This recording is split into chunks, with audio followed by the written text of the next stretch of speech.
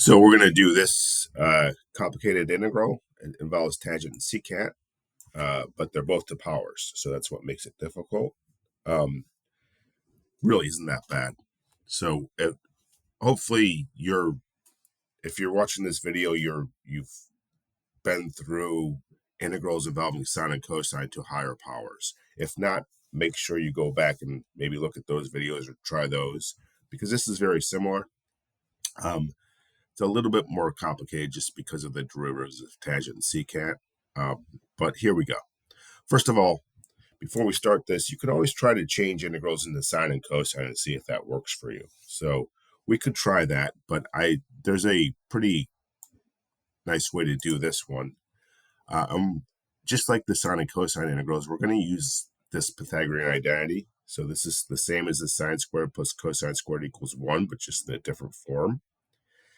And we're going to make sure we're thinking about these derivatives so we can pick a good du. So if everything's in terms of tangent, our du has to be a secant squared. And if everything's in terms of secant, our du would have to be secant tangent. So with both of these, keeping in mind both of these things, we need to use this, and we need to get this result or this result. That's what's going to tell us what to do. So going to the integral, since the secant power is odd, and so is the tangent, I'd like them to be even so I can use this Pythagorean identity. So right away, I'm thinking I'll just save a tangent and a secant. So that's going to be part of my du.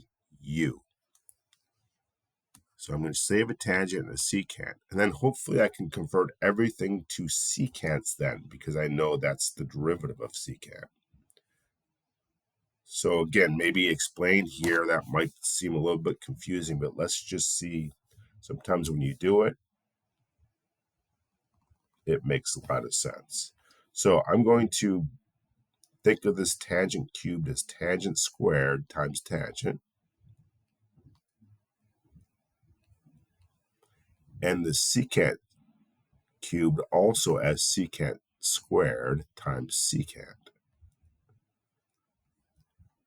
So what happened to the tangent and the secant? Well, I'm saving them right over here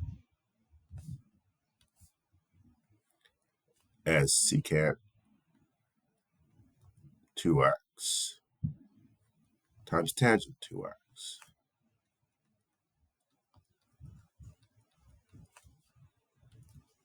Move these guys a little bit out of the way here.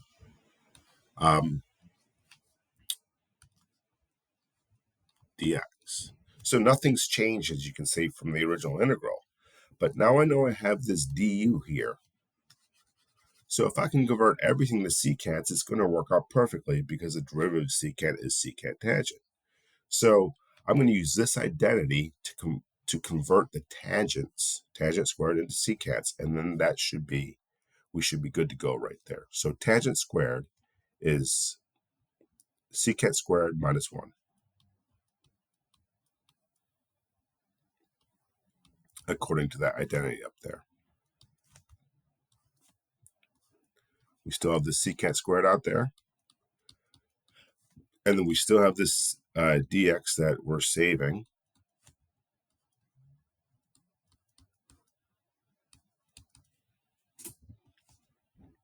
And now I'm going to distribute the secant squared. So everything will be in terms of secant, and it will be a difference. So I can integrate across a difference. So secant to the fourth 2x minus secant squared 2x times what's going to be my du.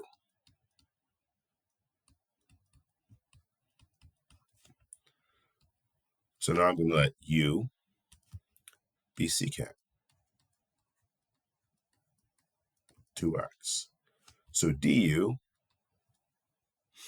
the derivative is secant tangent, so secant 2x times tangent 2x, using the chain rule, times the derivative of the inside. So the derivative of 2x is 2. And you notice we have almost exactly that, except for this 2. So this dx part is going to be du over 2. And then these secants are just u. So this is going to make for a very, very simple integral. So secant 2x tangent 2x dx is du over 2. So I took care of that. And then all my u's, all my secants are u's, so u to the 4th minus u squared. And now that's a very, very easy integral. This is going to be 1/2 times u to the 5th over 5 minus u cubed over 3. And then I'm just going to then substitute my secants back in. Now I could right here decide to factor out a u cubed over 15 just to simplify it up a little bit. But just for the length of this video, I'm not going to. I'll just plug everything right back in. So this is secant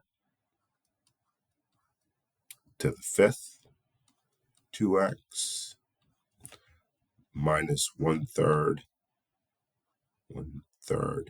secant cubed of 2x. Again, simplification could be done here, but I'm going to leave it unsimplified, and that's all there is to it.